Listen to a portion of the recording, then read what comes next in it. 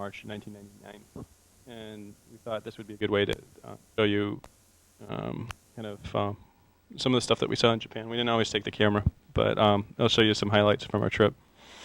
Let me put the video on. This is the first week in Japan.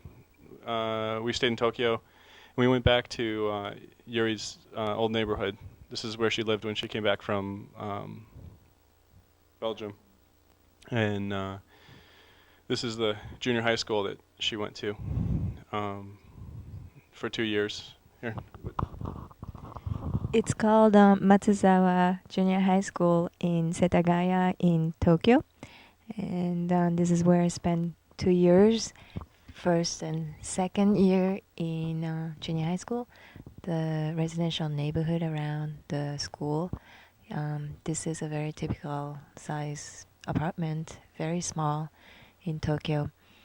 I'm pointing to my first junior high school grade classroom, which is right next to the entrance of that building. Which is what, that tree right there? It was the second floor or something, right? It was the first floor? Okay. So it was in the corner of this this kind of complex. But yeah, these schools are really huge, and you can see no, you can't see, but there's kids at the windows here looking at us and waving. Yeah, I guess you can't really see them in the video. But it was like 5 or 6 classes. And then this is the elementary school, which is huge. It goes for like a block, but here. It's also called Matsuzawa. It's the name of the area here in Matsuzawa Shogakko. I guess I spent the 4th grade, little bit of 4th grade, 5th grade, and 6th grade here. So about 2 years and a little bit. That's right after I came from Belgium, and I couldn't speak Japanese very well, and I couldn't read Japanese very well. French. Well, no, I didn't have to take a test to get in, but the principal made me read a Japanese textbook, and I couldn't read the word banana, and that embarrassed my mother extremely because it was katakana instead of hiragana. She was with me when I was reading it in front of the principal. That's the rabbit hutch? Oh yes, that was a rabbit hatch I was supposed to take care of when I was there.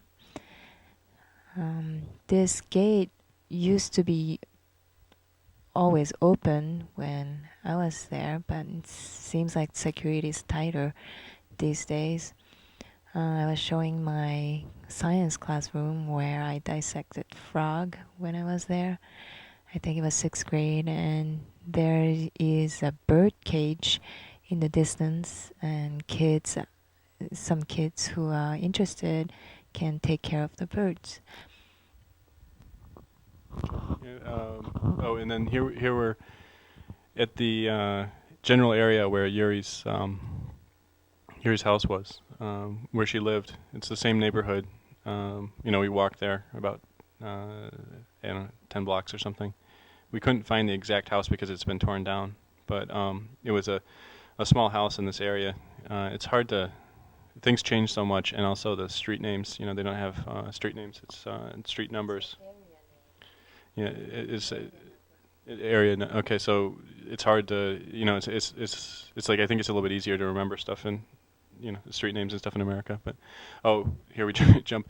So that was where Yuri was living, as a kid, and then her parents bought a house and rebuilt it.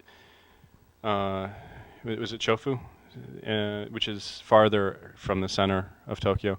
This is a temple where her family goes once a year at New Year's, and it's an entire temple grounds.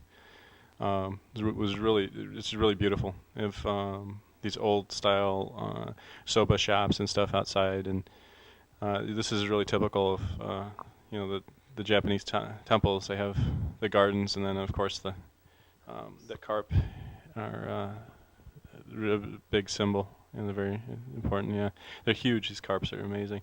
So there's several smaller temples. So this is one of them. This is how you pray.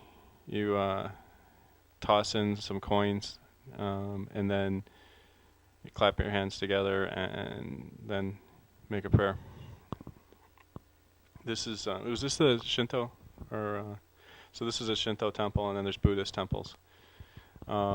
This is the same grounds. There's the pond that we were just standing at before. And this camera goes a little bit nutty sometimes because I wanted to give you kind of a panoramic feel, so you get to see, where everything was.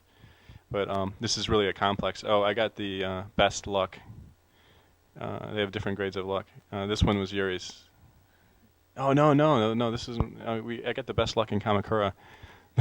So we did it again, and I got like good luck this time. No, this one was bad luck. Oh, bad luck. Okay, yeah. Yuri wanted me to do it again. I think she was jealous of me getting the very good luck. So you leave it behind. So that's so when you get the bad one, you leave it on a tree, and so Yuri got bad one again too. But mine was a little better. It was interesting. It's like an astrology thing. It has this really general stuff, but it seemed a lot more insightful than astrology. Actually, it was kind of fun. It had some really interesting things about. I guess it's just good advice for anything, but it's kind of like I could see how you could read into it and kind of really get some meaning out of it. So it has it talks about your love life, your business, about your house, your family, traveling, about babies, things like that.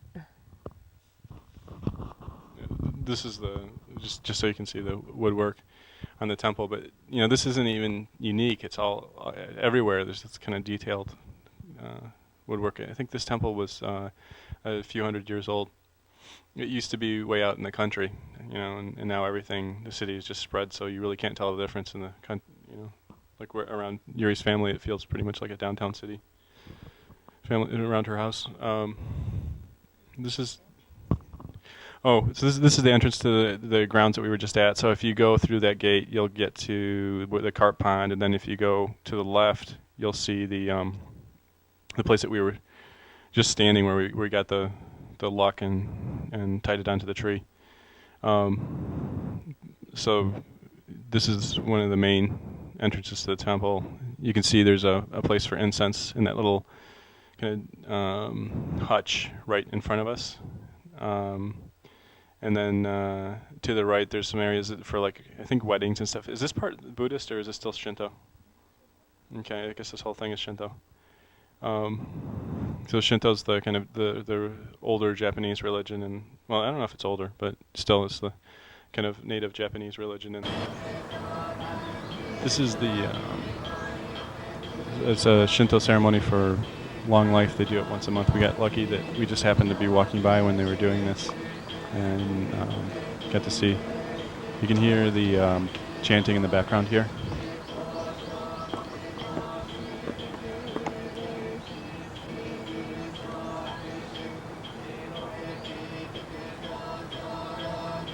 So the monks are blessing these books with people's names in it, and mochi, which is a rice paste. And at the end of the ceremony, they give the mochi to the people that pray outside, where the monks are walking away. I didn't tape them walking out because I just felt like it might be a little obnoxious. But you can see people waiting in line for the mochi. That's what the woman's holding. And they walk past, light some incense. And this is one of the monks taking care of that. You can see the incense burner in the foreground. And then the woman getting mochi over on the right. This temple is in the side of a hill. It's all in the same complex. We got some mochi also. They were very, very nice. They wanted to make sure we felt a part of it, I think. Then we went to a pet cemetery that's in the same complex, and this is this figure on the background. I don't know if you can pick it up. He's whining, which is kind of ironic. So these these flags are a lot of the kind of Shinto stuff. You can like buy a flag and then write your name on it with a kind of a prayer for your pet, and then you can see in the background, which we're going to see in just a second. That's where the actual ashes of the pets are. I guess we're in the grounds right now. This is kind of a pentagram courtyard. The ashes are put into these 5 different areas. Where, they're kind of like crypts or chambers for the pets. This is the botanical gardens at the temple. It's kind of separate from it, but it's all the same area. They were really beautiful. This is inside the greenhouses, and they sell plants in the greenhouse. The plants that they grow, I guess, in the in the habitats. They have like 3 or 4 different greenhouse habitats set up. We just happened to come at a time. I guess a lot of this stuff wasn't necessarily in bloom. I thought it was because some of the trees and stuff were blooming outside of Yuri's house, but it was actually plum trees, not cherry trees, that were blooming this week. I guess it was like 2 weeks later the cherry trees started blooming, so I missed it by a week. This is Ikebana. This woman is doing some flower arranging. She would wrap a wire around each flower and then wrap them together. This is inside one of the greenhouses, and this one was pretty stark. There was one flower in the pond, and these really weird green fish were swimming around, but they were really small, like little guppy size looking fish. But it had a weird kind of iridescent green that the camera doesn't pick up at all, and that's the flower.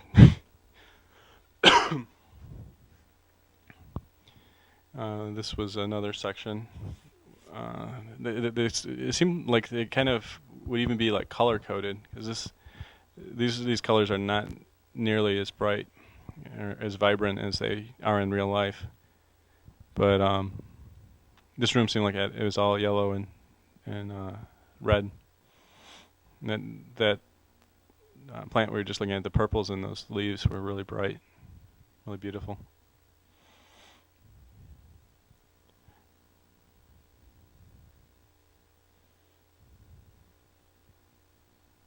They're just really exotic. These were so paper thin. It looked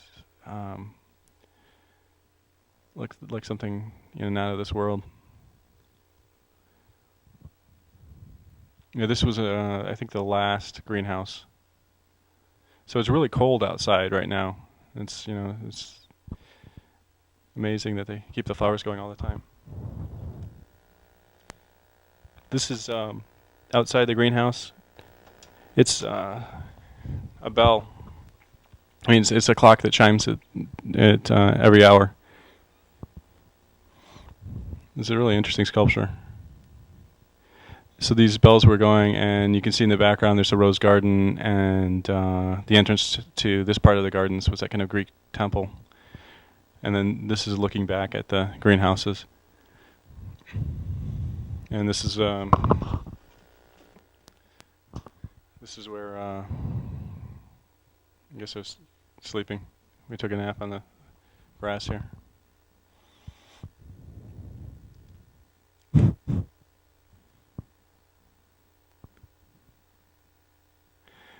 So obviously the roses aren't blooming here, but you can see the fountains and stuff in the background.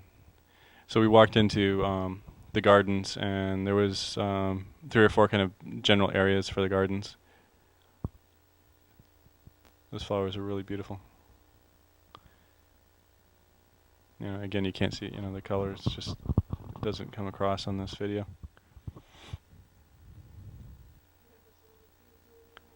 Yeah, that was the only thing that was blooming in this whole section, was this one tree.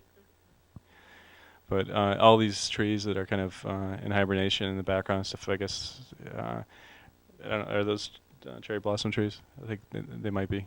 There's a grove back there at least. Huh? These trees here? Okay. So yeah, this is a different kind of tree. Where you can see the cherry blossom trees though, right in the center of the screen, behind the green trees. Um, it's really peaceful, beautiful park. And it's interesting they'd have these Western statues kind of just randomly placed in the park. You can see the Greek statue in the background there.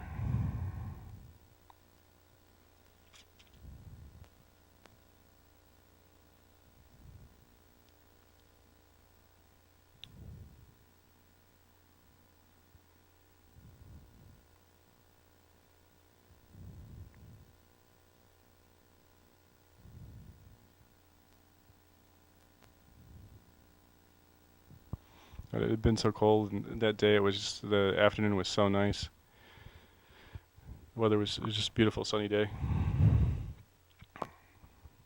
This is I don't know what kind of bird is a pheasant, pigeon. Okay, you should be doing this.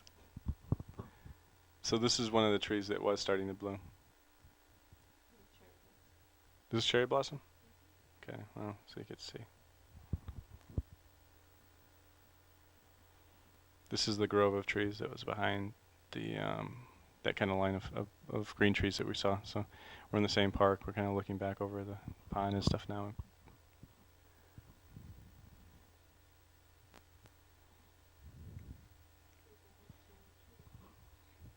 So this is a grove of cherry trees.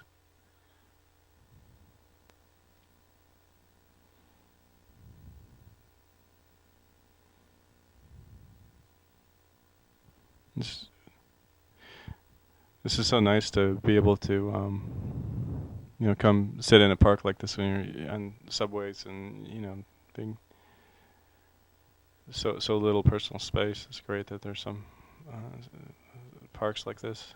We have some plum trees here. I think that's what we were looking at before. I think this must have been plum trees that were blooming.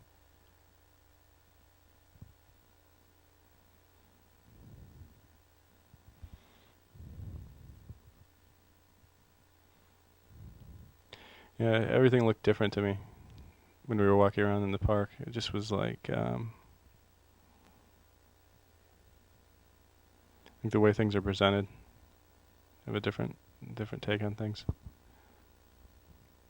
This is another orchard. What kind of trees are these? You guys have to stay awake for this. What kind of trees are these? Okay, well, if this, anyways, they would have like these plum trees, and then they'd have a little kind of tea stand, so you could come and sit in front of the plum trees and have tea, but that wasn't open. There's also some like sweet sakis and stuff that you could get. It's kind of it's an experience. We didn't get to do that though. We did that the last time we were in Japan. We did stop and have some tea and stuff at some of the temples. That temple that we had just looked at was a small temple in the same complex. There was so many temples. It was really amazing. You just turn around, there'd be one. We were really lucky when we went to Osaka. We got to go to a sumo match. So that's what this is. We got some day seats, but we're really lucky with where they were because they were right on the side, so we got to see the wrestling from a really good vantage point. Well, okay, so before the sumo wrestlers come in to wrestle, there's a ceremony. I mean, this whole thing is just full of ceremony. So there's a guy that comes out and calls the name of the opponents, and then this is the head referee. There's like 5 levels of referee, and there's a whole bunch of levels of sumo wrestler This is towards the end of the day, so these are some of the better wrestlers. I was reading there's like 700 wrestlers right now, and they have different classifications, but they don't even have a title until they get up to being like in the last 100, maybe last 50, and then they have these different levels that if you win, let's say there's 16 days of matches, you wrestle every day, and you wrestle one opponent, and if you win more than you lose, then you get to go up a level. So these guys are maybe, are these the brothers? So these must be like third, fourth level. They get up to like Ziki is right before you get to the Ozeki, and Yokozuna is the highest level. Ozeki is something that you have to keep winning your matches, and then if you get this honorific title, this like Yokozuna is something that's kind of like, I don't know, I guess you'd be Michael Jordan of sumo wrestling. But you have to be kind of elected into this. And then once you're at that title, you never go down. But if you start losing more matches than you win, you have to quit. So this is going on for a while. It's really interesting. When they face off, they don't have a set time when they start. They start when it feels right. So there's this whole psyching out thing that happens, that they get set to go and they decide that it's not right. So they throw salt to purify the ring, and they kind of towel down, and then they come back in the ring. They have a time limit on this now. It's 4 minutes. They have to start within 4 minutes. So if they let the time run out, then the judge will call the time. When we the day before we were there, they knocked one of these judges into the audience.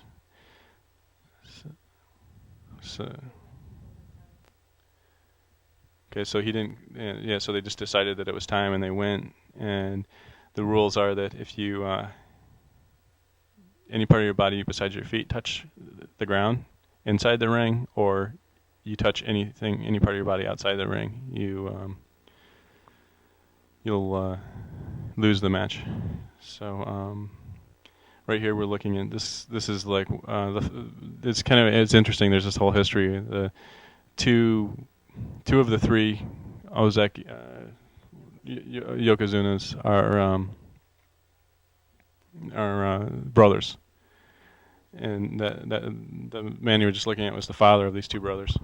So he used to be a Yokozuna and is kind of a national favorite, and the two brothers are now kind of a national favorite.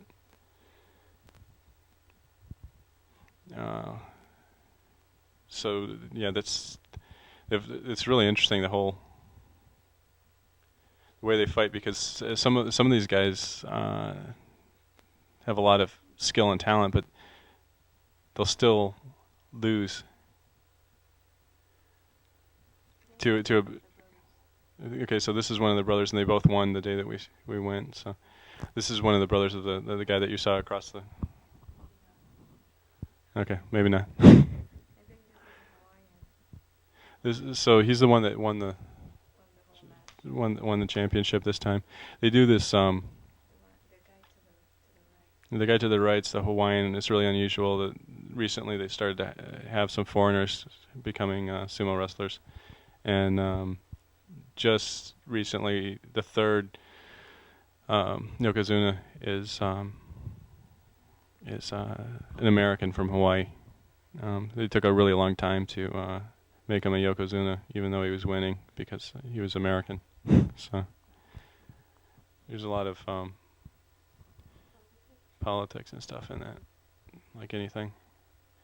But they go for 16 days, and then if they win the match, I guess it's huge amounts of money.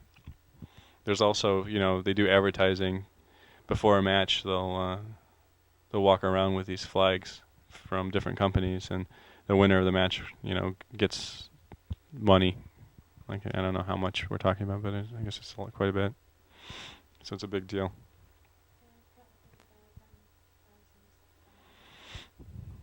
So, yeah, and these guys are it's kind of a joke in America. The sumo wrestler, you kind of just think of as a goof, but when you get in and see it, it's fun, and you can see it's not there's a different respect for the sport. It's actually it's fun to watch too.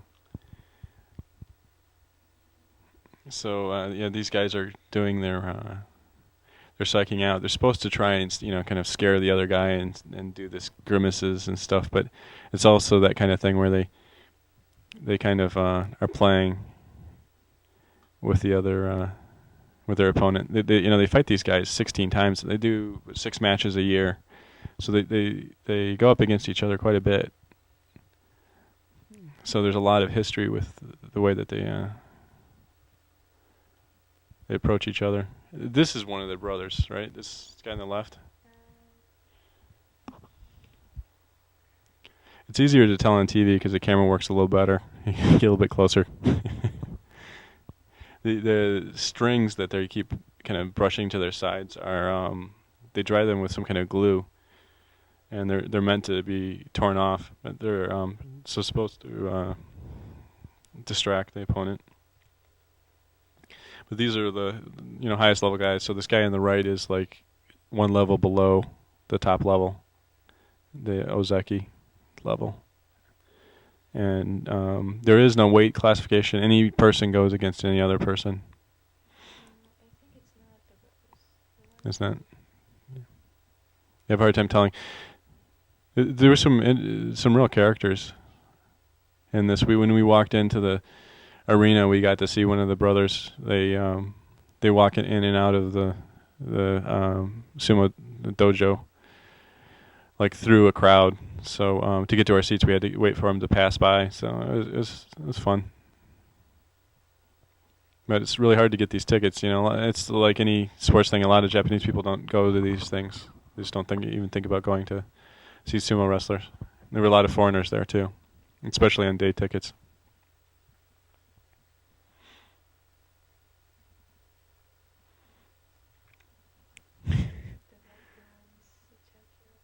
There. Yep, so he won that day.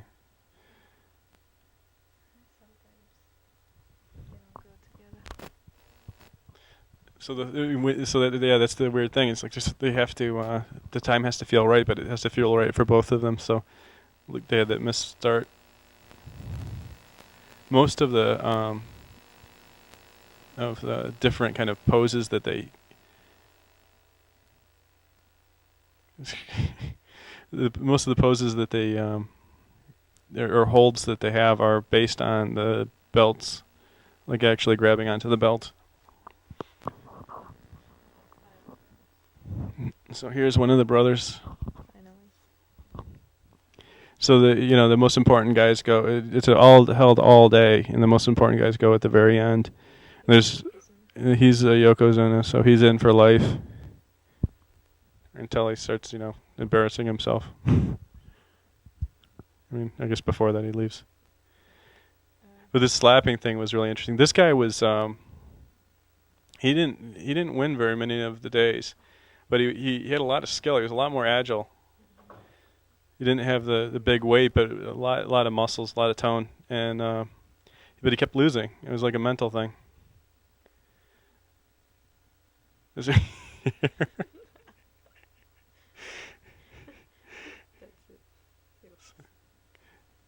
So after they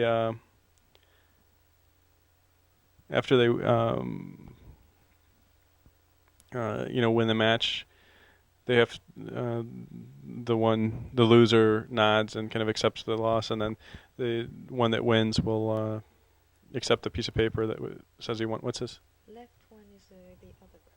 Okay, so this is the other Yokozuna, the other brother, and so it was fun. The day we got to see both of them win. I kind of wanted to see the underdog win, but it was fun because it's a really big deal when these two brothers win. This is the closing ceremony. They always do this. They have one of the lesser sumo wrestlers come out and do the bow ceremony, and so this is at the end of the day. it started with some kind of ceremonial like trophy bow that would be granted at the end of the day's sumo match, and so it's turned into this ritualistic kind of thing from that. And so I don't know. This guy is now like one of the top guys. He's just one of the, you know. It's not like he won. He just is there to perform the ceremony. But yeah, like I said, the day before this match, we saw on TV, we saw the judge got knocked into the audience, and these sumo wrestlers are huge, you know, massive force, and these judges are fairly old. Apparently, one time he had to step down, and one of the other judges came in to take over for him. Was this in Osaka? Yes. Oh yeah, this was. Can you say it? Dotonbori Dori. Which is Doria's Road. Mhm. So this was when we left the sumo match. We came out here and we went into Osaka to have dinner to switch the tape. So we ate at this clam place. It was really great. Or not clam. It was crab. And crab and I think we had clam that night too. But they have these amazing like 5-course dinners. But we were in Osaka for a day, and then we went to Yunago with Yuri's father to visit her family. No, we ran out of tapes, so this is in Yunago, which is Osaka is like by train it was an hour and a half, 2 hours on the bullet train, so it's pretty far away from Tokyo, and then we took a bus over the mountains to the western part of Tokyo. This is in Shuchen, which is Yuri's cousin, and he's a great guy. He actually just got transferred that week to Tokyo, so he found out about it and had like 2 weeks to move. He had just bought a new car and stuff, and he has a family and a little baby. Anyways, this is Yuri's father, and we're. Oh, this is a family history book for. This is a part of his family, I believe, and it's the Seki family line. It's his mother's line, so it's his mother's line, and this is where his mother was born, and the oldest child in the family, inherits the house, and so this is a green tea that we had in this house, in the Seki house. The Seki house has a thatched roof. It's 300 years old. They actually put they've done some modern stuff to it, like they put kind of a steel over the thatched roof, and they made it so it's livable. But it's pretty amazing. This is all very traditional Japanese. So we got to enjoy. They had some. They had dango, I think, stuff like that. And this book is a history of the Seki family. So that's the family crest, that circle on the front, and this goes back maybe 4 or 5 generations. No, that's right. It's what were those, grape leaves? Cherry blossom. With the rice paste. It was really good. It was kind of sweet and bitter. This is a family gun. They didn't know how old it was, so I'm assuming it's pretty old. And the woman is kind of the mistress of the house. She that's what you call it, but she takes care of the house. She lives there with her mother-in-law, and this is it's kind of it's interesting. They kind of have this these rooms built into the house, and then sorry, this is going out of focus, but that's the inside of the roof, so you can see the thatched roof from inside. They rethatch these every 50 years or so. Obviously they don't build houses this way anymore, but this is where we were inside there. It was this kind of built up structure. This is outside the house. This is a garden outside the house, so you get to see a little better.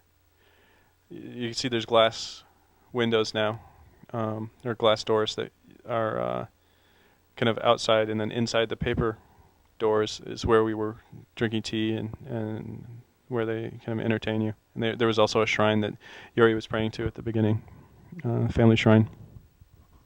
It was really beautiful. They just built a road in the backyard. This used to be surrounded by farmland, even 10 years ago. And this part of Japan is pretty rural. This is near a city that has a couple 100,000 people in it, but still it's it's out in the country. You still find these houses and these old houses and stuff. And when we were there, we noticed like there's a few places. So this is the mother-in-law. This is would be Yuri's father's mother's oldest brother's wife. So she's 96 years old, and then I forgot the name of the woman that's in the yellow right there. It's Seki, but do you remember? Okay, this is Yuri's family on the Yakura side. So, and this is Yuri's father and Yuri's grandmother, and then this is Yuri's aunt, Eiko, and then these are more like these would be your cousins, and the Yakuras. Okay, you're gonna have to help me with stuff because I don't know the. There's so many family people. It was hard to keep straight their relationships because it's a really big family. And like Yuri's dad had quite a few brothers and sisters, and Yuri's mom's side also has quite a few brothers and sisters. But this when we were visiting in Uninago, it was pretty much all Yuri's dad's side of the family that we were visiting. We went there to visit Yuri's mother's grave, which is in the family cemetery. So this is on the Yakura side, so this would be like a cousin, I think, of her dad. This is Rutsu. So it's Yuri's grandmother's sister's daughter, her father's cousin, and everybody was very sweet. She had a really amazing story. Her brothers and sisters, her mother and father lived in America with her brothers and sisters. And they gave rootsuit to like an older brother because he couldn't have children, and so she was brought up by her aunt and uncle. Her was their mother or father's, the father's brother and his wife. So she lived in Japan and she doesn't speak English, and she went through the war. This is her husband, who she married during, I think during the war. Okay, she hadn't met him. They got married through kind of they got married on the train. They met and got married on the train. And she had to find somebody that. So what's that story then? Because they met on the train, but got married. Okay, I guess they were promised to get. They were promised on the train, and so the first time she met her husband, I'm sure they got married when she met her husband, because I mean this is her son. But I remember her saying something about that. So her son has just been I guess advanced. He was a teacher and he just became the principal of this junior high school. It was a really big deal. And this is his wife, who's a professor at one of the local universities. And the people that you saw on the right that are off screen right now were their children and grandchildren. So here's Yuri's grandmother.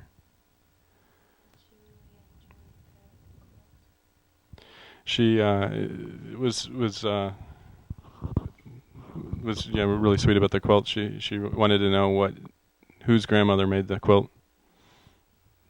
I told her that there was I didn't. I told Yuri, who told her that there was a woman in Wisconsin that made the quilt that Linda bought the quilt from, and she wanted to know who she was. She called her grandmother. It's sweet. This is Yuri's aunt, Eiko, who takes so Eiko takes care of Yuri's grandmother, and then these are the children of that's the wife. Oh, that is Rutsuta. Okay, I thought she was in-law. Okay. Okay, so this, um, and then, but this girl here to the right is the principal's daughter. Okay, so. Yeah, I mean, there were so many stories. I wish we had more time to talk to them. I mean, also it's obviously it's hard for me with the language barrier, but uh, it was just amazing lives these people have lived.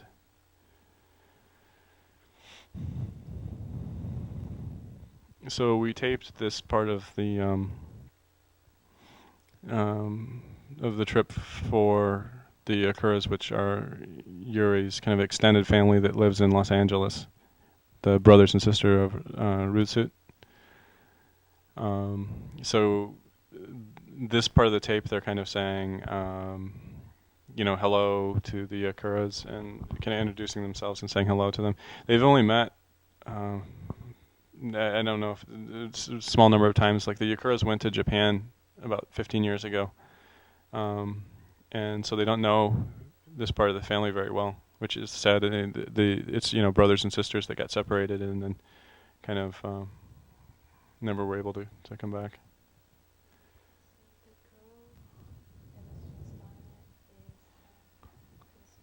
Daughter, right?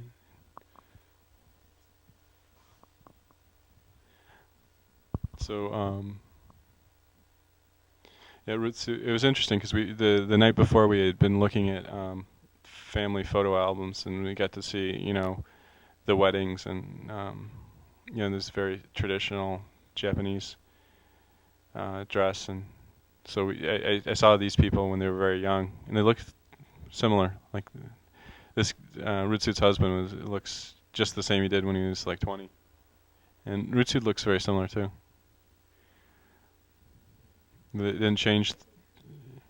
Yeah, but she's pretty now. I mean, it's like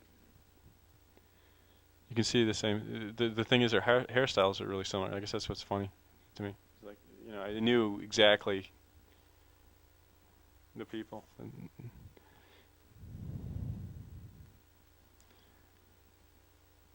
Such a different kind of way of looking at the world.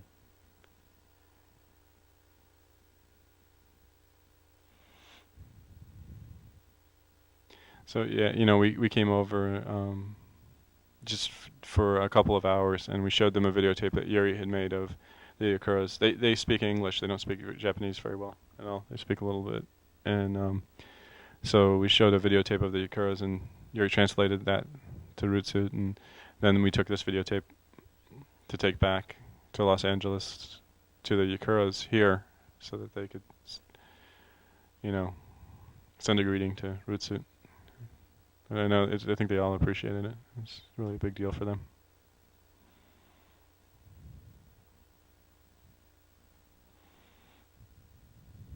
But Inago is kind of on the ocean, on the north. It's the island's kind of tilted a little bit. So it's if Tokyo's on the east part of the island, it's kind of a little bit of maybe a J shape, and so Tokyo's kind of over at the bottom, kind of in the middle of the J, over on the east side. This is on the opposite side, over at the end. So it's on the Sea of Japan though, right? It's in between, close to China, and so it's got a lot slower pace of life, and just it's nice. It was a nice town, Yanago. We also drove around to some of the neighboring villages and stuff. Went to a castle, and I forgot that town where the Matsue. Who was the writer? There was something. Lacadio Hearn was a turn of the century Westerner that came to Japan and did a lot of translations and kind of wrote down Japanese fairy tales and that kind of stuff. And he stayed in this near Yanago when he first got to Japan. We went to a kind of a museum near the house where he stayed. It was really interesting. I mean, he had really traveled all around. This was like in 1890. So we got to see kind of like what this area looked like back then, too. And yeah.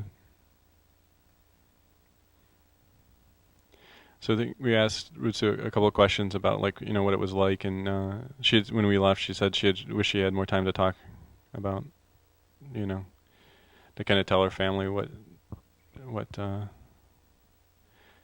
how things how she'd been affected and stuff. How because it was right before World War II that they were separated. So I mean she remembers. She was old enough that she remembers her brothers and sisters, and then remembers taking a trip back to Japan. I guess her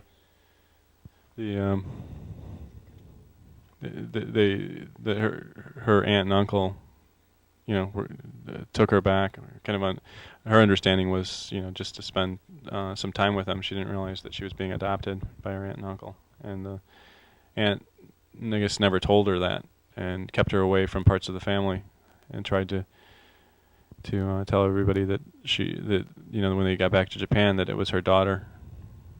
So seemed like she was even now it's still something that's really has affected her. This is Yuri's dad talking about the family tree that we were trying to finish filling out while we were there. So and also he's giving greeting to the Yakuras here also. Mm-hmm.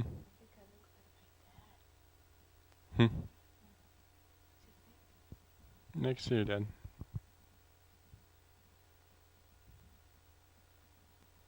Yeah. So yeah, Yuri's dad is working in Osaka, and he goes back to visit Yanago. To visit his family and stuff, and I guess he came the weekend before to kind of set things up for us, to prepare, because I guess I hadn't spent a lot of time with Western people, so we're concerned about, things being okay for me, which was nice. Yuri's grandmother had a stroke last year. So she's really started to feel her age. So it was kind of hard. She's has trouble getting around. Yuri's aunt is such an amazing person, and she just is so good with her. She has a family of her own that's kind of grown up and stuff, but she lives a few blocks away from her mother, and stays with her mother. Lives there to help her now. It's just an amazing amount of work. Yuri's grandmother needs help with just sitting up and stuff. It's like, I guess, if Eiko wasn't there, she would be, she'd have to be in some kind of managed care. So it's just really amazing that she's able to do it, and it makes such a difference in her grandmother's life. Here, I'll fast forward through this a little bit.